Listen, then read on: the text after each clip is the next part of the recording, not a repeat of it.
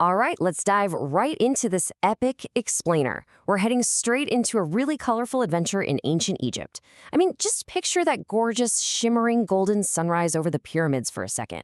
Today, we're exploring an amazing true story where our hero, Moses, tries to do the right thing, but immediately hits a giant, literal, brick-shaped wall. This whole story comes straight from Exodus chapter 5, and it is just absolutely packed with action, some really tough challenges, and huge lessons. So, think about this for a sec. Have you ever tried to do the right thing? Like maybe you tried to stand up for someone or help a friend out with a problem, but your help somehow made everything so much worse? It's a terrible, frustrating feeling, right? Well, that is exactly what happens to Moses and his brother Aaron when they first stand up to the most powerful, intimidating bully in the entire land of Egypt. They step up to help out, and boom, things go totally sideways. Chapter 1. A very brave request. Moses and Aaron meet the Pharaoh. Picture this. Moses and Aaron boldly march right into the center of power. They actually brave it out and ask Pharaoh to let the Israelites go on a 3-day journey deep into the desert, just so they can celebrate a beautiful festival to honor their god Adonai. I mean, it took an unbelievable amount of courage to stand in front of a ruler like that. But looking down from his throne, Pharaoh completely refuses. He just arrogantly snaps back, saying, "Who is Adonai, that I should obey when he says to let Israel go? I don't know Adonai, and I also won't let Israel go." He just totally dismisses them, tells them to get right back to their hard labor, and complains that they're basically just trying to get out of doing their jobs.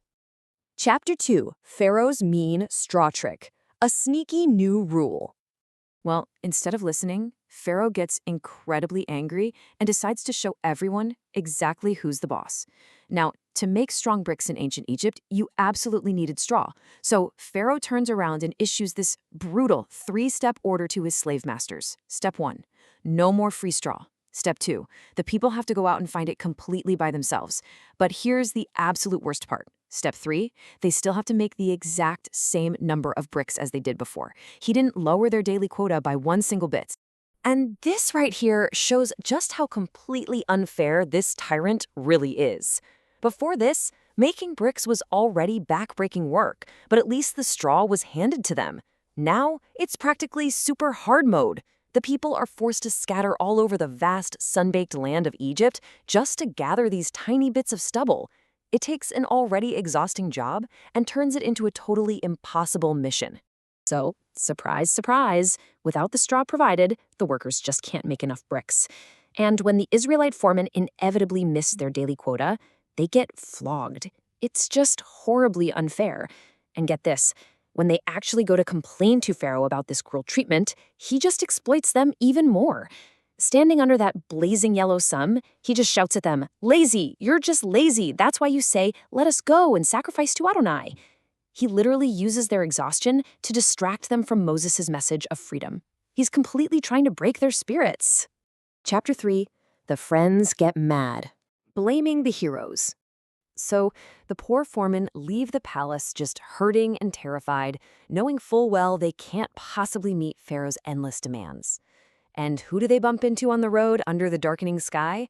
Moses and Aaron, just standing there waiting. Now imagine this scene and really think about it. How would you feel if your friends blamed you when you were literally just trying to help? You stick your neck out for them, and instead of saying thank you, they end up yelling at you. Because these guys are absolutely furious.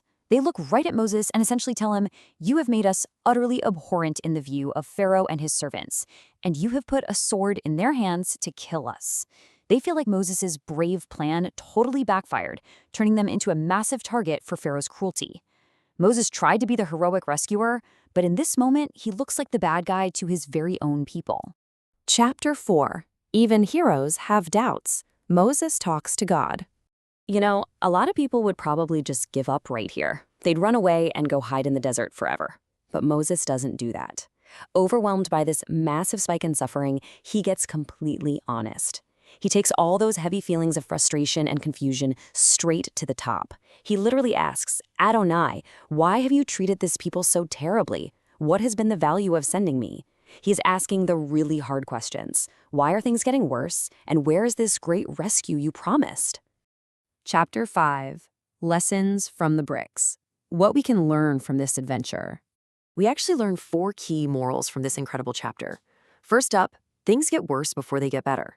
Listen, when Moses asked for freedom, the status quo fought back really hard. Resistance often escalates before deliverance comes. Second, tyranny exploits the marginalized. Bullies like Pharaoh use hardship and endless labor to control people and keep them down. Third, leadership requires perseverance. True leaders have to stay strong and keep pushing forward even when the very people they're trying to help get angry and criticize them. And finally, it is normal to doubt. Moses shows us that it's perfectly normal to feel confused or overwhelmed. The real key is to take those doubts honestly to God rather than just giving up. Honestly, these aren't just ancient history facts. These are blueprints for how to handle the impossible brick walls in your own life. If you loved exploring this awesome, colorful adventure with us today, you really have to wonder, how in the world is Moses going to bounce back from this devastating defeat? And what spectacular plagues will it take to finally break Pharaoh's iron grip? To find out how Moses levels up next, click the bell button, like, share, and subscribe.